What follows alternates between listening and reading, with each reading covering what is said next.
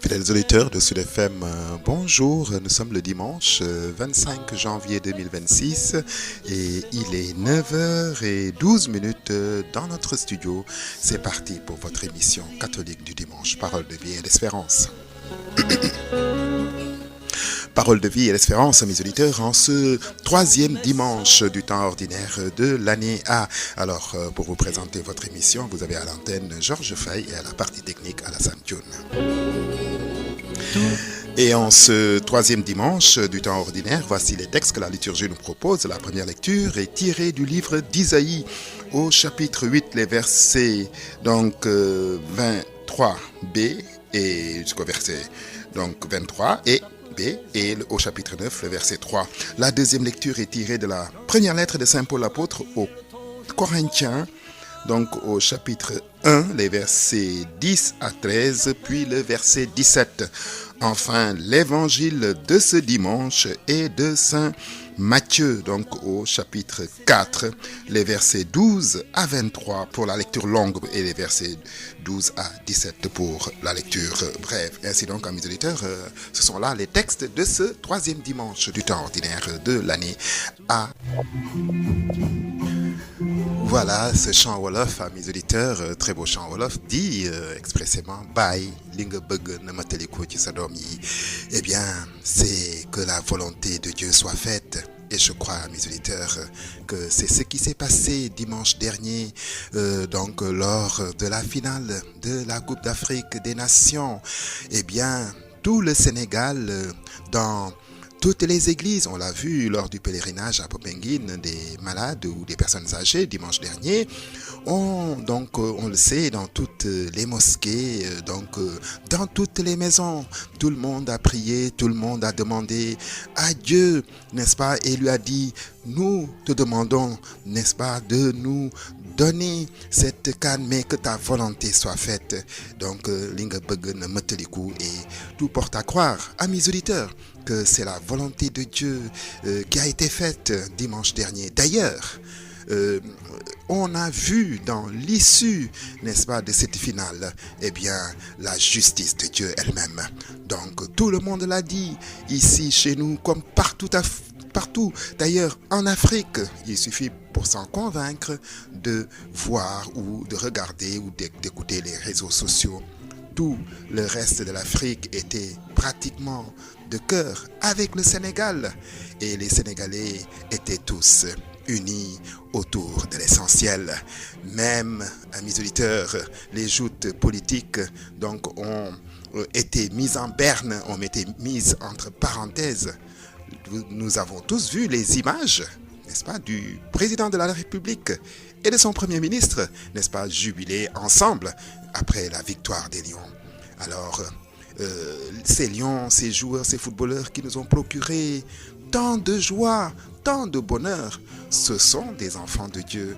Et je pense que nous devons prier pour eux tous qui nous ont comblés au-delà de toute mesure. Et il y a bien des enseignements à tirer de ces événements, amis auditeurs. Le Sénégal est certainement un pays béni. Nous, Sénégalais, nous n'avons pas pris toute la mesure. Nous ne voyons pas toutes les faveurs que le bon Dieu fait pour ce pays. C'est véritablement le pays, n'est-ce pas, des grands hommes. Il y a eu de très grands fils de ce pays dans tous les domaines. Dans les domaines religieux, dans les domaines intellectuels, dans les domaines du sport. Et pour nous, et pour coller à l'actualité, dans le domaine du football. Aujourd'hui, grand merci à tous ces lions. Grand merci aux dirigeants qui les ont mis dans de bonnes conditions de performance. Grand merci à tous ces Africains qui, depuis dimanche, et bien avant même, disent du bien du peuple sénégalais, qu'ils voient comme véritablement le peuple, n'est-ce pas, de la teranga au vrai sens du mot.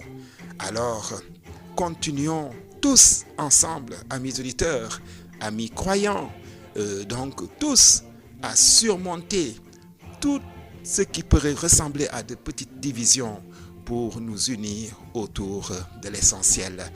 Continuons à œuvrer afin que d'autres victoires sur tous les plans, politiques, économiques, sociaux, etc., puissent encore, n'est-ce pas, venir au Sénégal. Maintenant, cette belle dynamique, le Sénégal est véritablement un pays béni, un pays où tout le monde admire la cohésion sociale, la cohésion interreligieuse. Tous les Africains, n'est-ce pas, nous admirent pour ça. Et je crois que c'est une belle image que nous offrons au monde entier. Encore une fois, bravo à tout le peuple sénégalais. Bravo à nos valeureux lions. Et que le plaisir dure encore, le bonheur dure encore, parce que ça a été un mois de bonheur intense. Lecture du livre d'Isaïe. Dans les temps anciens, le Seigneur a couvert de honte le pays de Zabulon et le pays de Nephtali. Mais ensuite, il a couvert de gloire la route de la mer, le pays au-delà du Jourdain et la Galilée, carrefour des païens. Le peuple qui marchait dans les ténèbres a vu se lever une grande lumière. Sur ceux qui habitaient le pays de l'ombre, une lumière a resplendi. Tu as prodigué l'allégresse, tu as fait grandir la joie. Ils se réjouissent devant toi, comme on se réjouit en faisant la moisson, comme on exulte en partageant les dépouilles des vaincus. Car le joug qui pesait sur eux, le bâton qui meurtrissait leurs épaules, le fouet du chef de corvée, tu les as brisés comme au jour de la victoire sur Madian. Voilà donc, mes auditeurs, la première lecture, qui revient, je veux dire, parce qu'on la lit effectivement à Noël, précisément, donc la veille à la messe de minuit, c'est la même lecture. Alors, les territoires cités ici par Isaïe correspondent à ceux qui, donc les premiers, ont été envahis par les Assyriens, et là nous sommes en 734 avant Jésus-Christ. La naissance du roi Ézéchias à Jérusalem est une source d'espérance pour ces régions donc qui sont soumises. Les ténèbres évoquent les malheurs vécus par ses habitants, et la lumière désigne le roi qui vient de naître. Celui qui est désigné en Isaïe 9, le jour de Madian, rappelle la victoire en fait de Gédéon, n'est-ce pas? Alors, lorsque Matthieu reprend ce texte d'Isaïe, il livre la conviction des premiers chrétiens, à savoir que pour la Galilée, la venue de Jésus est l'accomplissement de ce qu'annonçait Isaïe. Donc Jésus est vraiment lumière des nations et libérateur donc des opprimés. Alors, donc, nous venons de l'entendre dans ce texte.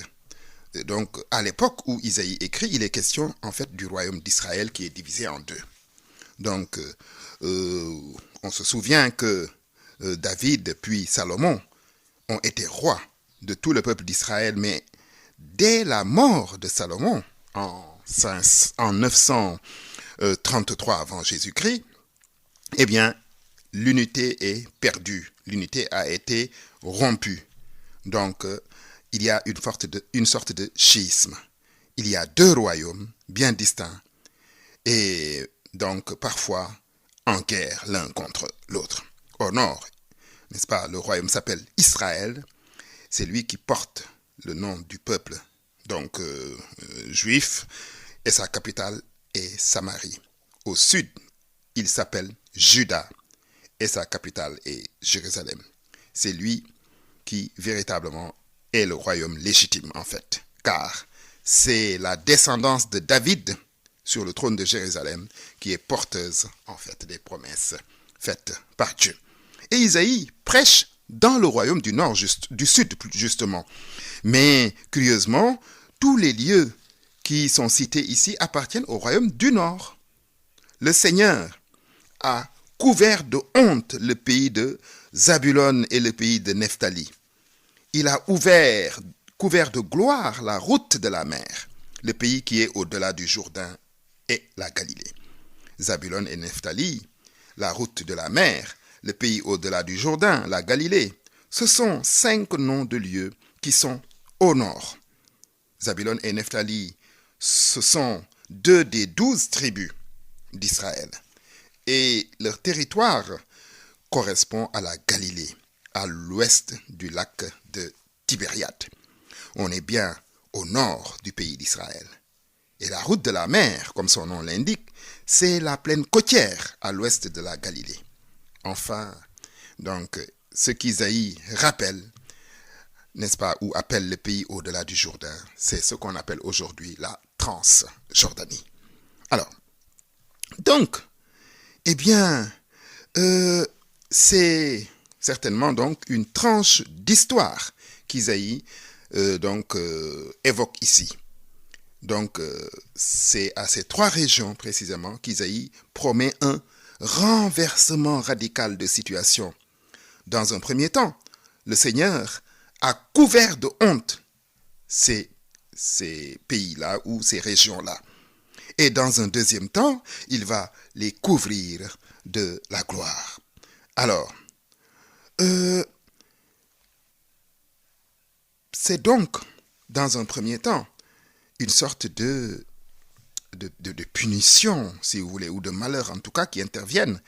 Et plus tard, n'est-ce pas, la promesse d'un avenir de lumière, alors que le peuple était dans les ténèbres, suite au malheur qu'il subissait. Donc ici, nous voyons très bien que cette prophétie, n'est-ce pas, du prophète Isaïe, donc pour, en tout cas, les chrétiens, n'est-ce pas, et l'annonce de l'arrivée du libérateur, la lumière des nations, c'est-à-dire Jésus lui-même. Alors, amis auditeurs, vous suivez Parole de vie et d'espérance en ce 3e dimanche de l'année A. Évangile de Jésus-Christ selon saint Matthieu. Quand Jésus apprit l'arrestation de Jean-Baptiste, il se retira en Galilée. Il quitta Nazareth et vint habiter à Capharnaüm, ville située au bord du lac, dans les territoires de Zabulon et de Nephtali. Ainsi s'accomplit ce que le Seigneur avait dit par le prophète Isaïe.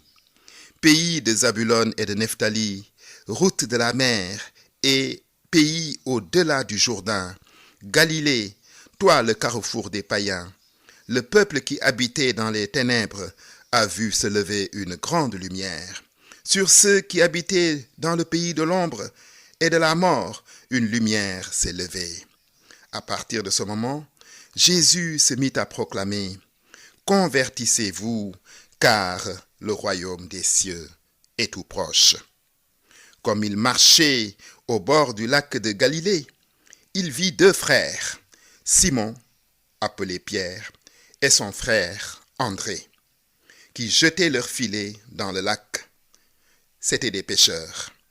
Jésus leur dit, « Venez derrière moi, et je vous ferai pêcheurs d'hommes. » Aussitôt, laissant leurs filets, ils le suivirent. Plus loin, il vit 2 autres frères, Jacques, fils de Zébédée, et son frère Jean, qui étaient dans leur barque avec leur père, en train de préparer leurs filets. Il les appela. Aussitôt, laissant leur barque et leur père, ils le suivirent. Jésus parcourut toute la Galilée, et enseignait dans les synagogues, proclamait la bonne nouvelle du royaume, guérissait toute maladie et toute infirmité dans le peuple. Voilà, mes auditeurs, donc la page d'évangile de ce 3e dimanche du temps ordinaire, page d'évangile sur l'appel des premiers disciples. En fait, pour Matthieu, l'arrestation de Saint Jean, de Jean-Baptiste, Jean le Baptiste, parce que notre texte, effectivement, part de là. Donc, quand Jésus apprit l'arrestation de Jean-Baptiste. Donc, l'arrestation de Jean-Baptiste qui sera après tué par Hérode, décapité par Hérode. Donc, eh bien, l'arrestation de Jean-Baptiste marque la fin d'une époque qui a duré plusieurs siècles. C'est l'époque des prophètes. Et ça marque aussi le début de la mission de Jésus. Donc, la fin de l'époque messianique, prophétique pour l'avènement de l'époque messianique. Et le fait que ce début, n'est-ce pas, le début de son ministère se fasse en Galilée, est pour lui l'accomplissement d'un passage du livre d'Isaïe. D'ailleurs, amis auditeurs, nous l'avons entendu dans la première lecture. Le peuple qui marchait dans les ténèbres a vu se lever une grande lumière. N'est-ce pas? Sur les habitants du pays de l'ombre, une lumière a resplendi. Et Matthieu, dans l'évangile, fait référence à ce que Isaïe avait dit plusieurs siècles plus tôt. Donc, il voit dans l'arrivée de Jésus ici, eh bien, cet accomplissement de la prophétie de Isaïe. Et donc, il l'annonçait, lui, Isaïe, aux tribus, n'est-ce pas, du nord d'Israël, asservies par les Assyriens, les tribus de Zabulon, les tribus de Nephtali, une libération prochaine. Il s'agissait d'une région proche des territoires païens, surnommée le carrefour des nations, des païens plutôt. De même que Matthieu avait vu dans la visite des mages l'annonce de l'évangélisation des païens, de même, le fait que Jésus prêche en Galilée, terre de brassage de population, eh bien, cela anticipe l'ouverture, n'est-ce pas, de la foi nouvelle aux païens. Une lumière s'est levée pour eux, la lumière du Christ. L'appel des premiers disciples, à la suite de la proclamation de la proximité du royaume de Dieu. Convertissez-vous, car le royaume de Dieu est proche, nous dit Jésus, indique que Jésus veut les associer à l'évangélisation, l'image des pécheurs d'hommes qu'il attribue effectivement à ses deux premiers disciples doit se comprendre dans le fait que, pour le judaïsme ancien, la mer est le symbole des puissances de mort. Si Jésus dit effectivement à ses deux premiers disciples, donc Pierre et André, il leur dit, venez, vous êtes des pêcheurs, vous pêchez dans le lac, vous pêchez des poissons. À partir de ce moment, je ferai de vous des pêcheurs d'hommes. Qu'est-ce que ça signifie? Chez les Juifs, la mer, ce qui était un monde inconnu, était, n'est-ce pas, le siège, le lieu où résidaient les forces du mal. Et si Jésus dit, faire de vous des pêcheurs d'hommes, eh bien, ça veut dire que je vais vous sortir de cette mer-là, n'est-ce pas, de ce lieu du mal, véritablement. Voilà comment il faut comprendre son propos. Symbole donc des puissances de mort. Donc, il est là pour donner la vie et la vie éternelle. Arracher les hommes au monde des ténèbres sera donc la mission de ses disciples à la suite du Christ, amis auditeurs. Donc, après son baptême, le baptême de Jésus qui inaugure sa vie d'homme et sa vie publique, Jésus, poussé par l'Esprit, se retire dans le désert, nous le savons, amis auditeurs. Et là, il commence par jeûner pendant 40 jours. Et au cours de ce jeûne de 40 jours, eh bien, il va subir plusieurs tentations de la part du démon. Et tentations auxquelles il résiste d'ailleurs. Et après la fin de son jeûne dans le désert, eh bien, il revient et apprend que Jean-Baptiste a été arrêté. On sait que Hérode, les pharisiens et les scribes, les grands prêtres, une partie de Jérusalem, tous ces gens-là ne sont pas prêts à recevoir son message. Alors, comme Isaïe l'avait dit, il se retire en Galilée, carrefour des païens et des religions, précisément à Capharnaüm. pour commencer son ministère.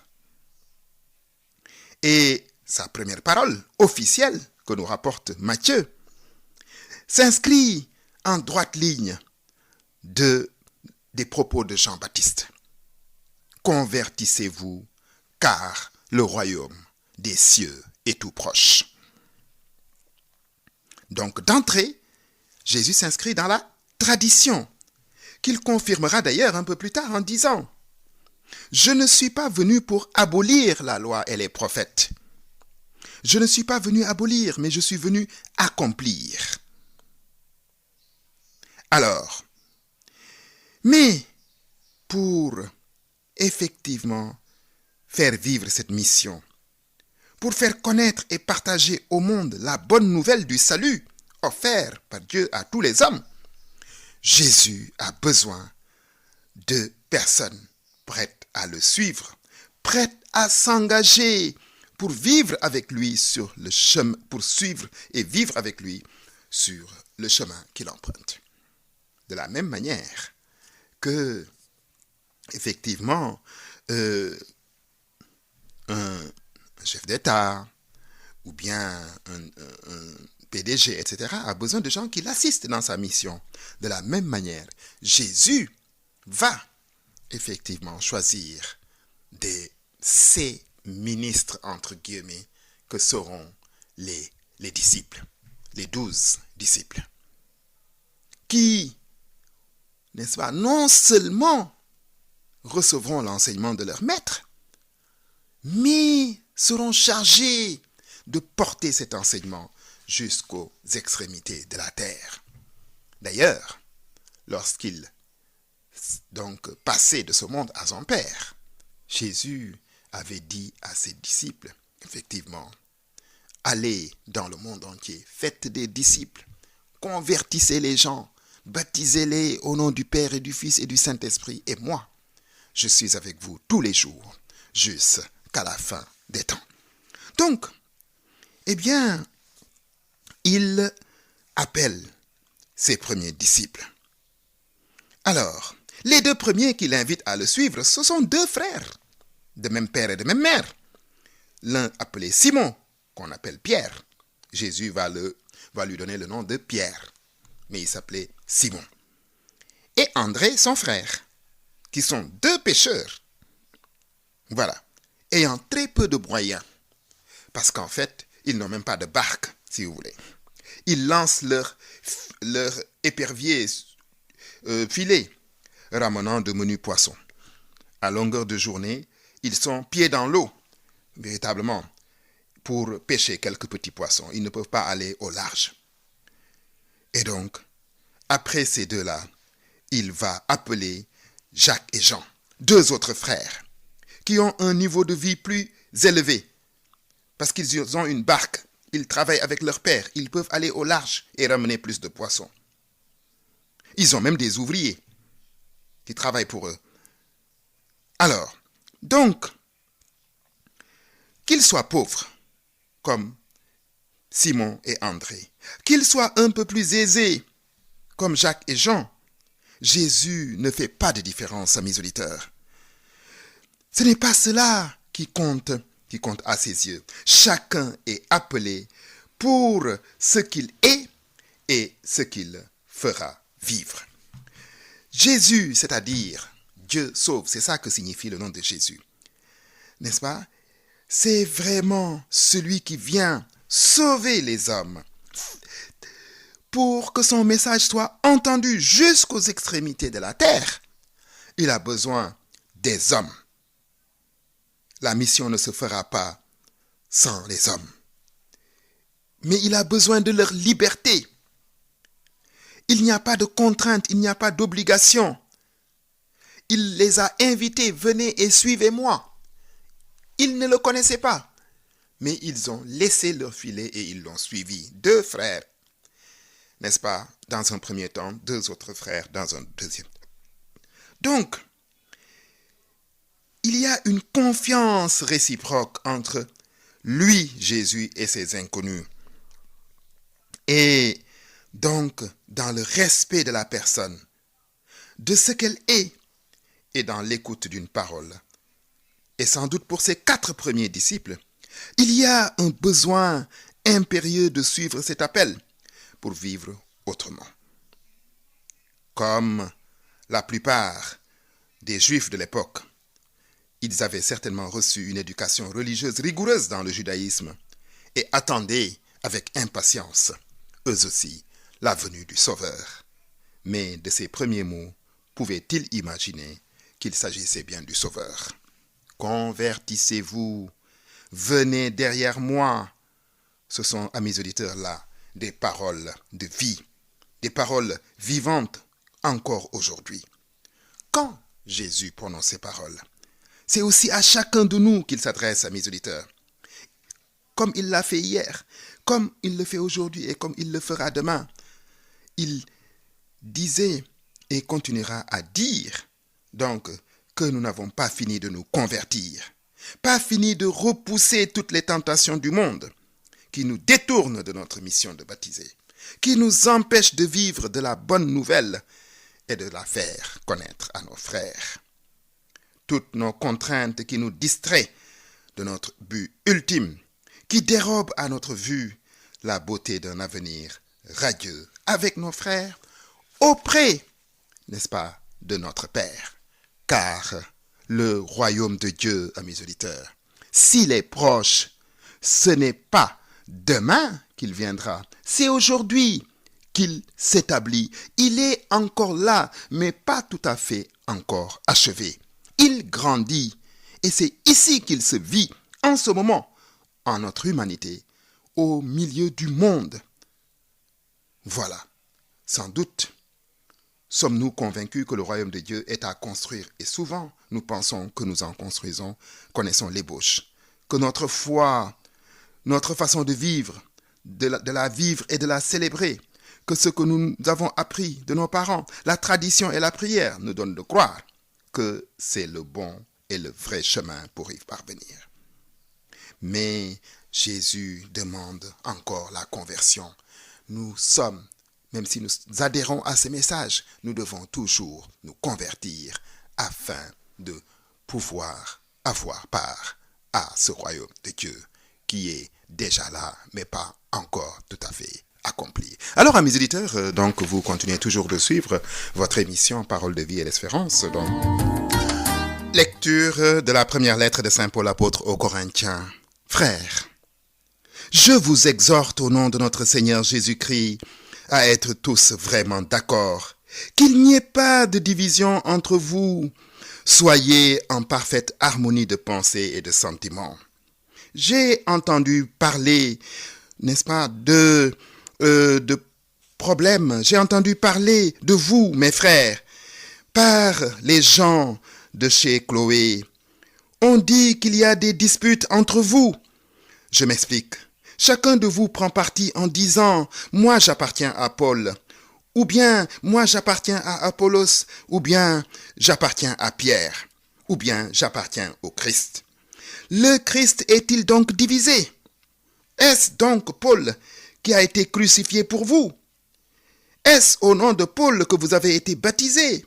D'ailleurs, le Christ n'a pas envoyé pour baptiser, mais pour annoncer l'évangile et sans avoir recours à la sagesse du langage humain, ce qui viderait, n'est-ce pas, le sens de son sens, la croix du Christ. Voilà donc, amis auditeurs, l'appel, l'exhortation de Paul aux chrétiens de Corinthe. On sait effectivement que les Corinthiens, n'est-ce pas, chrétiens, avaient reproduit une sorte de clientélisme, n'est-ce pas, qui était visible dans la société grecque de l'époque, n'est-ce pas? Alors, chacun s'attachait à un prédicateur, à un enseignant, etc. Donc voilà. Et ici, les Corinthiens convertis au christianisme s'attachent les uns à Paul, les autres à Pierre, les autres encore à Apollos, etc. Et Paul leur dit, mais non, vous devez, n'est-ce pas, être unis autour du Christ. C'est lui seul qui compte et pas les autres.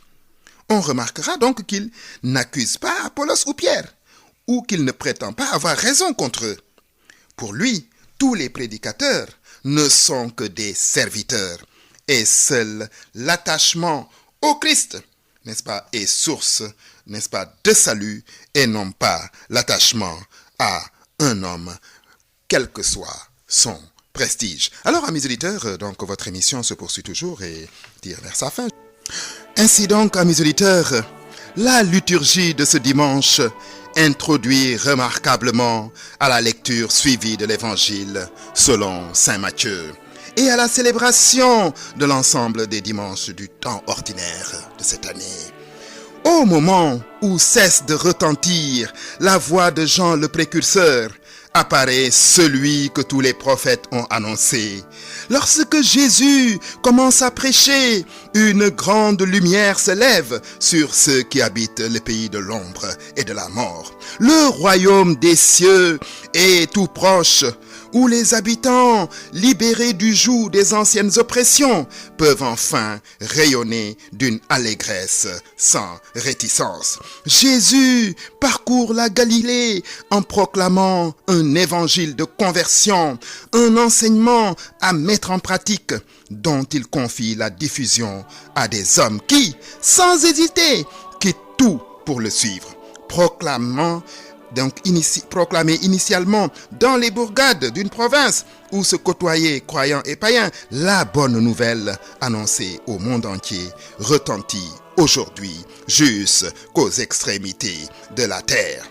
De la prophétie d'Isaïe au récit évangélique, du début de la prédication de Jésus en passant par l'exhortation de saint Paul à l'unité de, n'est-ce pas, de tous les croyants dans la liturgie de ce dimanche, n'est-ce pas, tout tourne le regard vers le présent. La lumière, depuis longtemps annoncée, a resplendi, donnant à chacun la possibilité de sortir des ténèbres.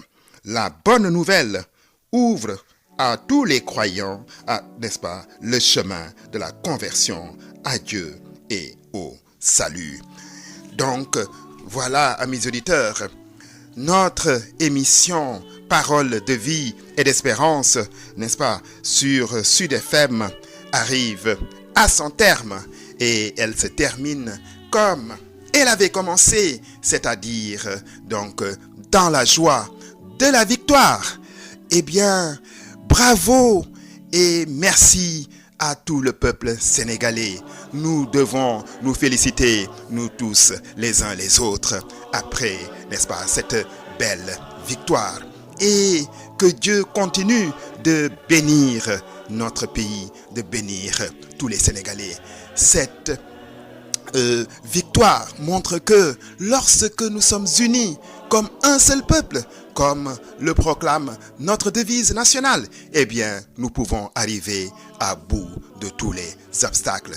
Que Dieu continue de bénir notre pays et son peuple et de lui accorder encore d'autres succès à l'avenir. Donc, bravo et encore un merci infini à tous ces garçons de l'équipe nationale qui nous ont procuré une joie immense. Que Dieu bénisse le Sénégal, que vive le Sénégal. Donc, toujours un peuple, un but, donc une foi, un peuple, n'est-ce pas, un but, une foi. Et pour coller à l'événement, nous pouvons même nous permettre de dire un peuple, un but lors de la finale et 2 CAN. Voilà, c'était donc votre émission Parole de vie et d'espérance sur Sud FM Sen Radio avec à la présentation Georges Faye et à la partie technique notre ami Alassane Thioune. Merci pour votre aimable écoute et à bientôt sur cette même antenne.